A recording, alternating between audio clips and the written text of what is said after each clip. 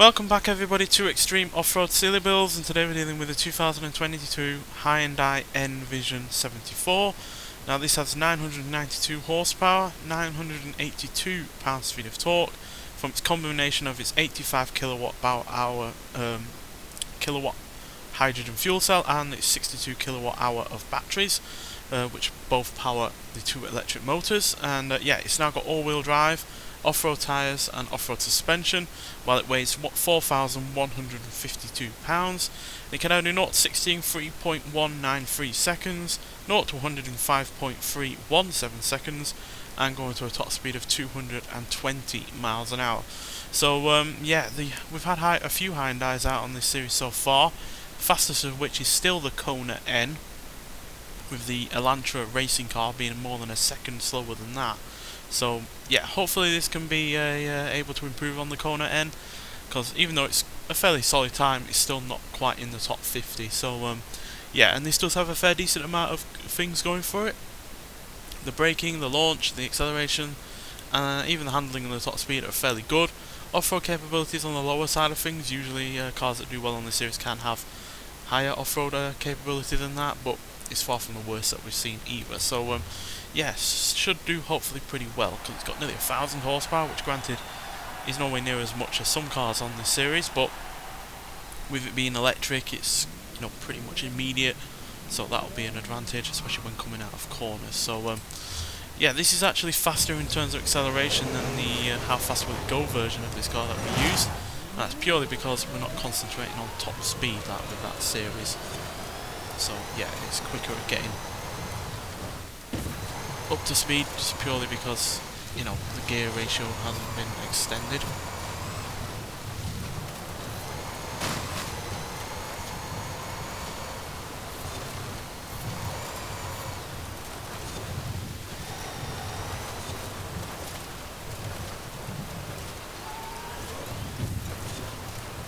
Bit of understeer, which is kind of to be expected.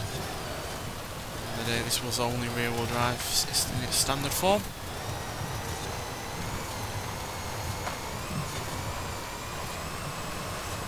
Solid rate of speed there, 171 miles an hour.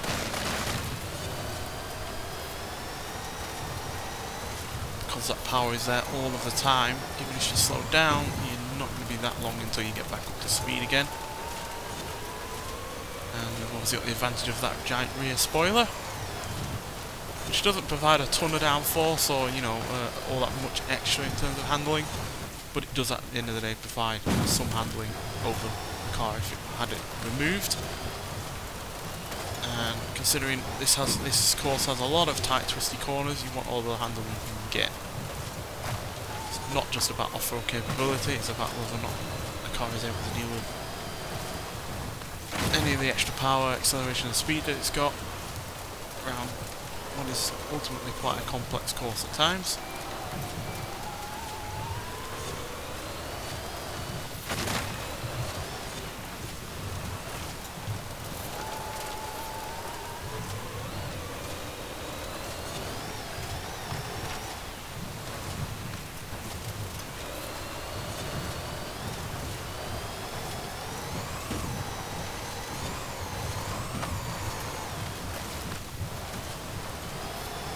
Acceleration on this is actually pretty damn good, especially when we are on the go. That mid-range clout that it has on its side, quite frankly, because it doesn't have the best of launches, this, or the best of 0 to 60 or 100 times, 0 to 100 times. But once you are on the go, you can fly out of corners at a rate of speed.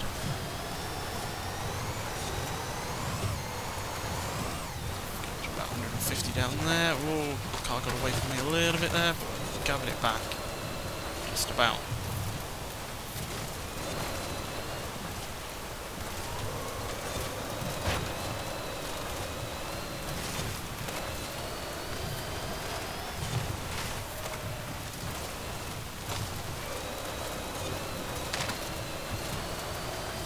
Speed, speed, speed, come on. Gain it, gain it, gain it, gain it. Certainly gets faster as the revs increase on the old electric motors. So to get a second surge of power, but we are not going to beat the Kona N, unfortunately, or the Elantra racing car. I guess this, just at the end of the day, weighs a bit too much for the kind of power that it's got. Which is a shame, but 3 minutes 26.289 is all we could do in that one, which, yeah, is nowhere near as quick as I was hoping it would be, given its electric power and the fact it's got nearly 1,000 horsepower.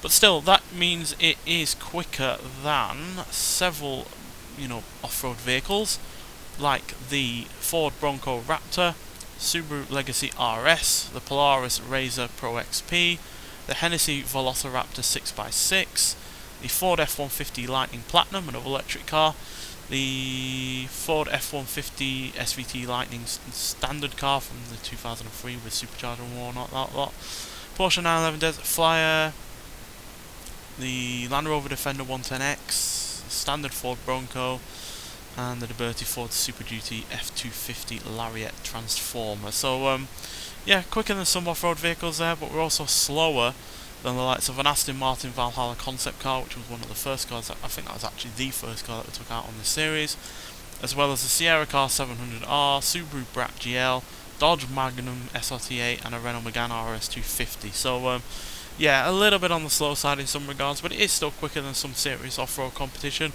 But, yeah, considering how much it weighs, I guess the lack of power and torque is ultimately what let it down. Because, yeah, we've been in cars on this series that have less power than that, but because they also have less in the way of weight, then that's why they are quicker. Perfect example of this, I think, is the BMW M635 CSI from the previous episode. I think that got higher than where we were. Yes, that was about 1.5 seconds quicker than we were, and that's purely because even though it had about 80 horsepower less, it had way less in the way of weight. It was about 1,300 pounds or so less than we were. So, yeah, and ultimately that made it a bit quicker in terms of general acceleration. Although it does share the same top speed as this car does. So, yeah, but that is a bit of a shame, really. I was hoping it was going to be faster, as it is easily one of my favourite Hyundais on this game. And, yeah, definitely one of my favourite, concept cars that we've ever had on the Forza game as well. So, yeah, but nonetheless, thank you for watching, and I'll see you in the next one. Bye.